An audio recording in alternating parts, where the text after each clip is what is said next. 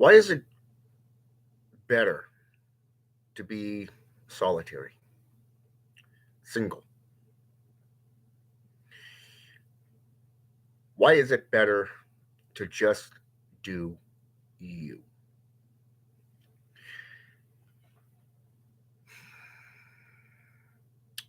The 48 Laws of Power says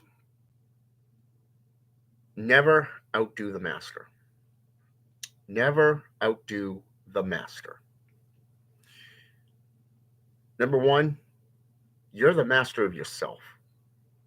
You're the master of your own dominion, your own domain. If you don't learn to stand on your own 2 feet, to support yourself, to do what is necessary for you, your studies, your practices, and if you have a family, and what you can do for them. But for the most part, it is better to remain solo. It mean that means it is better to focus solely upon you and your self growth, your self mastery. Take dating for an example. I have nothing against women. I really don't. Got nothing against them. This modern age, I don't trust them. And the reason for that is because of my past experiences being used, being taken advantage of, and being betrayed. That's just from the female species. So here it is. In 10 years, I've had 4 relationships, one of which lasted about 6 years, which resulted in a son. Now, there comes a time in your life when you realize that women are not worth being chased after, to being Googled, to being associated with. They, especially in today's world, you see, they think that they're above it all, that they have the bull by the proverbial horns. They don't want to work. They don't want to help supply the family or the relationship, meaning 50-50. They just want whatever you, as the male, can give them. We live in a time where women literally don't give 2 shits about you. It's all about moolah, the money. It's about what you can give them and never in return. And as soon as you say no, they go, bye bye. So, what's the point in getting involved in this latest generation? I mean, even if you look at online sorcerers today, most of which, like, let's say, I'm just going to throw a name out there. Let's go with Melinda Lyons, a spiritual guru, so to speak. She refers to herself as the last medium frontier, a demonologer, a psychic, a medium, a near death experiencer, and all this fun stuff, right? Wrong. You see, their fantasy world is that they think that they know it all when they really don't. Okay? In this case, let's take a look at her for an example. She claims to be a medium and a psychic. First of all, anybody who's ever been in the occult and practices stuff will tell you that being a medium is being psychic. You see, being psychic is only one small portion of what a medium or mediumship is. Okay? We're talking empathic abilities, telekinesis, seership, and yes, even being psychic. But a lot of it is not about being actually psychic, it's about being predictable. It's about predictable patterns. A lot of times when you utilize tarot cards, you read what the cards represent. You don't hold anything back. When you get a feeling about somebody, you go with that feeling. Being a psychic is one thing where you know things before they happen. Okay? Sometimes you can even make things happen through telekinesis. You see, all of this stuff rolls right into what a psychic or a medium is. A medium is the overall picture. If she was an actual practitioner, she would know this. Second of all, you look down on demons. You look down on entities such as the jinn, demonic entities, even fallen angels, and yet you claim that they have no power, but yet you yourself associates with them. Hmm, okay, you see what I mean? Hypocrite and duality. Okay, number one, you abhor witchcraft, but yet you practice witchcraft. Hmm. Do you not see the duality and the hypocrisy there? It's like trying to find love in modern society. It's nothing more than a fucking game. It's about popularity. Who can get the most men under their thumb? Who can get rich quick without doing a goddamn thing? It's about popularity. It's about ego. It's about the finaz. And yes, I just used the word finaz. So, even then, if you get into the occult community, it's even worse because now you're dealing with spiritualism. You're dealing with all these religious cults, all these religious sects, temples, churches, you name it. It doesn't matter the denomination, it doesn't matter about religious uh, belief systems. It's about who can put out the most material, who has the most followers. Again, you're dealing with pride, you're dealing with ego. Okay. It's about popularity and that get rich quick attitude. Okay. It's like writing a book. Look at John Ramirez. How many books has he written now? At least two or three.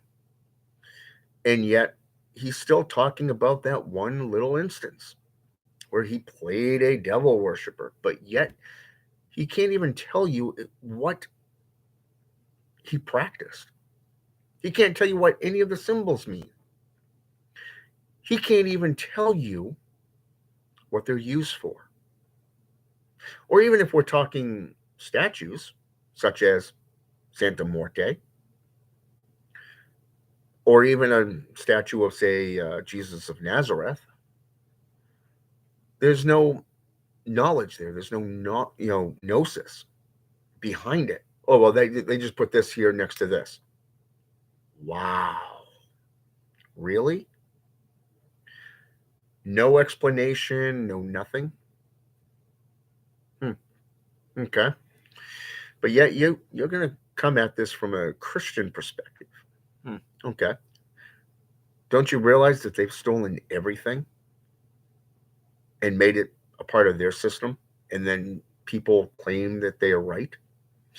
I was watching a TikTok video earlier today where a guy read a passage about what to do, what you're supposed to do to a woman. It's supposedly God's word to a woman who has laid with a man, has no hymen or whatever. She's basically not a virgin, so you got to stone her to death. Do you believe in that? And the guy goes, yeah. He says, do you go to church? Yeah. Well, what if I told you this was actually in the Bible? No, goodbye. See ya. And you ask me, why do I remain solitary? Why do I choose to practice alone? Why do I choose to study and learn by myself? You see, learning is one thing, but if you are not going to learn from your mistakes and grow and mature, you're not going to get very far in life. Second of all, win through actions and not through arguing. Also, 48 Laws of Power, Robert Greene. Okay. A lot of times when you go to talk about things where text came from or certain verses came from, People will try to argue with you on where, when, and how, but yet they themselves don't have a clue where things come from. But yet, when you give actual sources and references, they deny it flat out. It does not matter how much evidence you lay at their feet. Society has been brainwashed into herd mentality, what to believe, what to think. And anybody who opposes this is literally the bad guy. They become the devil, the antichrist, the archdemon, the monster, the fiend that which hides underneath your bed at night that cannot possibly be out in the light of darkness, in the light of daytime. Wow. Do you even get the fact that everybody is only in it today for money, for power, for show and tell? How many of you actually sit there and do your own research into the things that you try to peddle? I guarantee it, it's not much. That's why I always suggest that you stay solitude.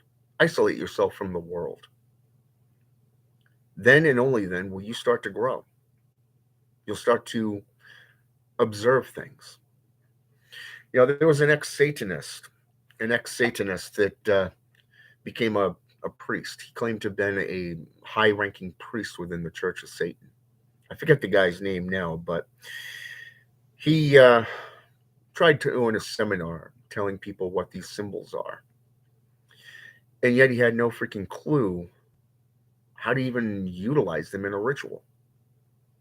Didn't matter if it was for manifestation, for binding, hell, even for alchemy itself, for alchemical change.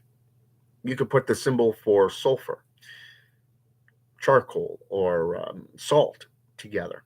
He wouldn't have a clue that you can make gunpowder out of it. Wow. Just out of those three items. But yet, he claimed it was of the devil, just like John Ramirez, just like the last medium herself, Melinda Lyons. A lot of times people fantasize about being tortured by demons for thousands of years, but yet they never had a near death experience. You can go underneath a current for a short time and think that you've died when you haven't. But hey, what do I know? Solitary is better. Friedrich Nietzsche said it. Marcus Aurelius said it. Sun Tzu said it.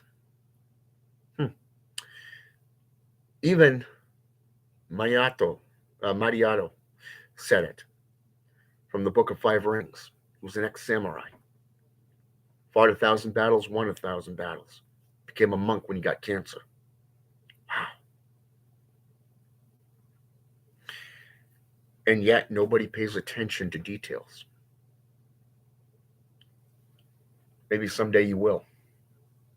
Have a good one.